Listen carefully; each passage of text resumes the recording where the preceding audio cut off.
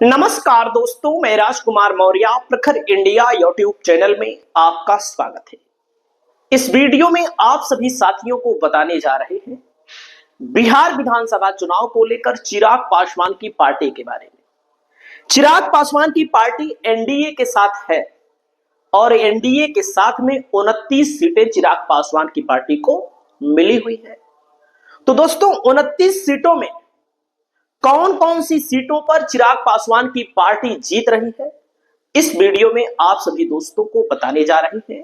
आपकी राय क्या है चिराग पासवान को लेकर, आप लोग कमेंट करके जरूर बताइएगा। आपको मैं बताना चाहूंगा, सबसे पहले लोकसभा का जो रिजल्ट आया था चिराग पासवान की पार्टी का, भाई 5 सीटें मिली थी, 5 की 5 जीत गए। तो ब्रांडिंग बढ़ गई, सीटों की डिमांड इनकी बढ़ गई और बीजेपी ने इनकी डिमांड को पूरी भी किया, जेडीयू ने पूरी भी किया। लेकिन कई सीटों पर ऐलान होने के बाद जनता दल यूनाइटेड अड़ गई और जनता दल यूनाइटेड ने जो चिराग पासवान को सीटें मिली थी उसको अपने कब्जे में ले लिया और कुछ चिराग पासवान को 29 पूरा करने के लिए दिया भी गया। तो दोस्तों, चिराग पासवान की पार्टी के लिए क्या उम्मीदें हैं, हमारा आकलन क्या कहता है, मैं आपको दावे के साथ बताना चाहूंगा। जो इस वीडियो के माध्यम से बताने जा रहा हूं निष्पक्ष, हालांकि आप किसी के समर्थक होंगे तो आपको लगेगा कि भाई आप इधर उधर बात कर रहे हैं, गलत बात कर रहे हैं। जैसे आपके सामने सीटें हैं, गोविंदगंज, सिमरी, बख्तियारपुर, दरौली, गरखा, साहेबपुर, कमाल, बखरी। दरौली पर बाद में जेडीयू ने अपना प्रत्याशी उतार दिया, और बखरी, परबत्ता, नाथनगर, पालीगंज, ब्रह्मपुर, डेहरी, बलरामपुर, मखदुमपुर, ओबरा, सुगौली, बेलसंड, मढ़ौरा, यहां पर नामांकन रद्द हो गया। मढ़ौरा में छपरा जिले की सीट है। और दोस्तों, गया की शेरघाटी सीट, और यहां पर आप लोग देख सकते हैं गया की बोध गया की सीट, रजौली, गोविंदपुर, बोचहा, बख्तियारपुर, फतुहा, बहादुरगंज और महुआ, चेनारी, मनेर कस्बा। अब इन्हीं सीटों में से आपको मैं बताने जा रहा हूं कौन सी सीटों पर वाकई में एलजेपी-आर चुनाव जीत रही है, चिराग पासवान जीत रहे। और अगर आप इस विधानसभा क्षेत्र के होंगे तो आपको ऑटोमेटिक पता लग जाएगा कि वाकई में मैंने सही बताया है कि गलत बताया है। जैसे दोस्तों, गोविंदगंज की सीट है, पहली नंबर सीट। राजू तिवारी यहां के पूर्व के विधायक रह चुके हैं, 2015 में विधायक थे यहां के, और राजू तिवारी की स्थिति मजबूत है। हमारा आकलन कहता है कि राजू तिवारी यहां पर चुनाव जीत सकते हैं, जीतने की संभावना है। अब दूसरी सीट है सहरसा जिले की सिमरी बख्तियारपुर सीट।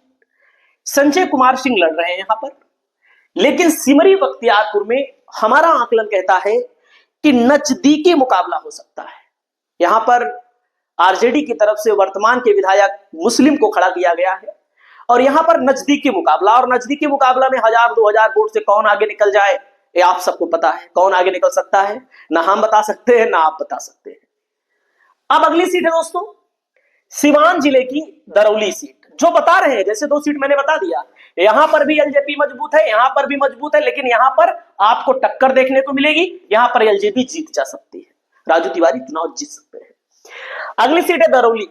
विष्णुदेव पासवान को टिकट भले मिला है, लेकिन आप सबको पता है सिवान का जो जिला है, इस जिले में चिराग पासवान हो या बीजेपी हो या जेडीयू, और जो सीटें बीजेपी ने दी हैं बहुत कठिन कठिन सीटें दे दी हैं। लोकसभा का परिणाम नहीं है, लोकसभा का चुनाव नहीं है, विधानसभा का चुनाव है। अलग नैरेटिव पर लड़ा जा रहा है। मेरे आकलन में दरौली की सीट महागठबंधन के खाते में जा सकती है, मेरा आकलन कहता है। बाकी आपको लगता हो भाई कि हम गलत बता रहे हैं, इधर उधर बता रहे हैं, तो आप लोग कुछ भी मान सकते हो। अगली की सीट है दोस्तों, अगली सीट है गरखा विधानसभा, सारण जिले की। सीमांत मृणाल यहां से चुनाव लड़ रहे हैं। गरखा की विधानसभा सीट पर सीमांत मृणाल चुनाव जीत रहे हैं। यहां पर भी एलजेपी एक मजबूत परिस्थिति में है, टक्कर यहां भी है। और टक्कर में अगली सीट बेगूसराय की साहेबपुर कमाल है। यहां पर साहेबपुर कमाल आरजेडी का गढ़ माना जाता है, और साहेबपुर कमाल में मैं आप सभी दोस्तों को बताना चाहूंगा, लेकिन यहां के वर्तमान के विधायक के खिलाफ भयंकर एंटी इनकम्बेंसी है। इस सीट पर भी कड़ा मुकाबला होने की उम्मीद है। अब आइए, बखरी सीट है दोस्तों। बखरी सीट, यहां पर संजय कुमार को टिकट दिया है। इस सीट पर भी एलजेपी की स्थिति मजबूत है। लेकिन अब आइए यहां पर, जैसे परबत्ता सीट है खगड़िया जिले की, यहां पर आरजेडी हमारे आकलन में चुनाव जीत रही है, आरजेडी। अब जैसे नाथनगर की सीट है, देखो समीकरण अलग अलग सीटों का अलग अलग है, और जो सीटें में एनडीए वालों ने दी है चिराग पासवान को चिराग भले इतनी सीटें मिली है, लेकिन शौक से चिराग पासवान ने नहीं लिया है, दबाव में लिया है। नाथनगर की सीट आप सब पता कर लीजिए, मुस्लिम बाहुल्य इलाका है, मुसलमान को आरजेडी ने टिकट दिया है, और नाथनगर आरजेडी का गढ़ माना जाता है। यहां पर चिराग पासवान कुछ नहीं कर पाएंगे, यहां पर आरजेडी जीतेंगे, 100% बता रहा हूं। पालीगंज की सीट है दोस्तों, पालीगंज की सीट पर मैं आपको बताना चाहूंगा, पालीगंज की सीट पर जब मैंने यहां पर आंकड़ा चेक किया, और पालीगंज की सीट पर भी महागठबंधन से सीपीआई एमएल बहुत मजबूत है, सीपीआई एमएल का गढ़ माना जाता है। यहां पर भी महागठबंधन की स्थिति बहुत मजबूत है। आरजेडी मतलब महागठबंधन, आप समझिएगा। और एक तरफा नहीं बात कर रहे हैं, जिनको लगेगा कि शुरू में उनको बता दिया, जो जहां पर है। अब जैसे हुलास पांडे जहां से लड़ रहे हैं, बक्सर जिले की सीट है, और बक्सर की सदर सीट पर अब की बार बीजेपी को फायदा मिल सकता है। और पिछली बार तो बक्सर में एक भी सीट भाजपा नहीं जीती थी, एनडीए नहीं जीता था।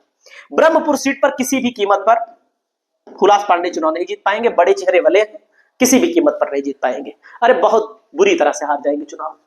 अब जैसे डेहरी की सीट पर राजीव रंजन सिंह यहां पर मजबूत उम्मीदवार हैं, यहां पर चिराग पासवान की पार्टी कमाल कर सकती है, यहां पर यानी कि चिराग पासवान की पार्टी यहां पर कमाल कर सकती है। अब जैसे अगली सीट है बलरामपुर जिले की दोस्तों, संगीता देवी, बलरामपुर सीट कटिहार की, किसी भी कीमत पर एलजेपी इस सीट को नहीं जीत पाएगी, क्योंकि यहां के वर्तमान के जो विधायक हैं 15 में 20,000 से जीते थे, फिर 55,000 वोटों से चुनाव जीत गए। आप सोचिएगा कोई आदमी बलरामपुर का हो और मुस्लिम प्रत्याशी, बलरामपुर में किसी भी कीमत पर बीजेपी और एनडीए नहीं जीतेगा, ये मैं आपको बता रहा हूं। जहानाबाद की जितनी भी सीटें, जैसे जहानाबाद की 3 सीटें हैं, जहानाबाद आरजेडी का मजबूत गढ़ माना जाता है। पिछली बार भी तीनों की तीनों सीट जहानाबाद जीती थी आरजेडी, अब की बार फिर आरजेडी जीत रही है यहां पर, यानी कि आरजेडी यहां पर फिर जीत रही है, यहां पर आरजेडी का गठबंधन फिर जीत रहा है।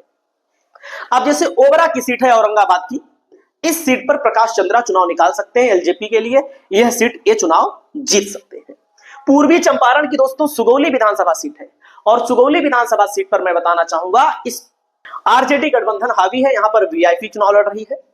बेलसंड की सीट पर अमित कुमार को टिकट दिया गया है, यहां पर भी आरजेडी हावी है, आरजेडी जहां जो हावी है उसको मैं बता दे रहा हूं। मढ़ौरा की सीट ऑलरेडी हार चुकी है एलजेपी।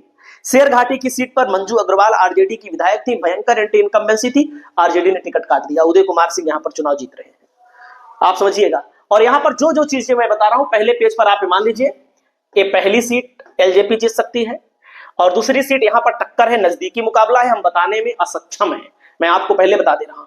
साहेबपुर कमाल की सीट पर एलजेपी जीत सकती है, गरखा की सीट पर एलजेपी जीत सकती है, और बखरी की बेगूसराय की बखरी सीट पर भी एलजेपी जीत सकती है। ये 4 सीटें हो गई। बाकी ये जो सीटें आपको दिख रही हैं, अब जैसे ब्रह्मपुर नहीं जीत पाएगी एलजेपी, डेहरी पर जीत सकती है, कटिहार में बलरामपुर किसी कीमत पर नहीं जीतेगी, मखदुमपुर किसी कीमत पर नहीं जीतेगी, ओबरा की सीटें जीत सकती है, ओबरा की सीट को जीत सकती है। बाकी मढ़ौरा में हारी गई है, ये सब सीटें एक भी नहीं जीत पाएगी। हकीकत है जो लोग यहाँ के हैं उन लोगों को पता भी है किसकी स्थिति कैसी। अब जैसे गया की है, यहाँ पर कुमार सर्वजीत आरजेडी के मजबूत नेता है, मजबूत गढ़ माना जाता है, पिछली बार कम वोटों के अंतर से जीते थे, यहाँ पर एलजेपी का खाता खुल सकता है, लेकिन इतना आसान नहीं है। श्यामदेव पासवान के सामने महागठबंधन से भी यानी कि टक्कर की सीट है एक बारी। अब नवादा की रजौली सीट किसी की भी कीमत पर नहीं जीत पाएंगे, इसलिए नहीं जीत पाएंगे जो वर्तमान के विधायक थे यहां से, उनका टिकट आरजेडी ने काट भी दिया, वे लोग चले गए जेडीयू में, उनको भी टिकट नहीं मिला है, विमल राजवंशी को टिकट मिला है, और यहां से नया कैंडिडेट पिंकी भारती को टिकट दिया गया। अब जैसे गोविंदपुर है नवादा जिले की सीट दोस्तों, बहुत मुश्किल है चुनाव जीतना यहां पर गोविंदपुर में। अब जैसे बुचहा की सीट है, बेबी कुमारी को मिला है, यहां पर अमर पासवान विधायक है, यहां पर भी आरजेडी जीत लेगी चुनाव। जिसे बख्तियारपुर की सीट है, यादव अकेले वोट दे देंगे आरजेडी को, आरजेडी जीत जाएगी, यहां पर अकेले यादव वोट दे देंगे। अगली सीट है दोस्तों पटना जिले की फतुहा सीट, यहां पर फतुहा से रामानंद यादव बड़े नेता हैं, आरजेडी के बड़े मजबूत धाकड़ हैं, उनको हराना बहुत मुश्किल है। जैसे बहादुरगंज की सीट है, आप सबको पता है कि एनडीए को कितने मुसलमान वोट देंगे, उसमें कुछ बताने की जरूरत नहीं है। महुआ में चांस लग सकता है, संजय कुमार सिंह चुनाव जीत सकते हैं, महुआ में संजय कुमार सिंह चुनाव जीत सकते हैं, लेकिन या तो यहां पर तेज प्रताप यादव जीतेंगे, फिर या यहां पर आरजेडी नहीं जीतेगी, यहां पर जीता जा सकता है चुनाव। रोहतास की चेनारी सीट पर मुरारी प्रसाद गौतम है दोस्तों, कांग्रेस से आए थे, लेकिन मैं आपको बताना चाहूंगा कांग्रेस ने इनको टिकट ही नहीं दिया, लेकिन वर्तमान के विधायक हैं, ये भी चुनाव नहीं जीत पाएंगे। मनेर की सीट बहुत मुश्किल है चुनाव जीतना। और कस्बा की सीट पर मैं बताना चाहूंगा दोस्तों, यहां पर अफाक आला मुस्लिम बहुल इलाका है, चुनाव जीतना बहुत मुश्किल है।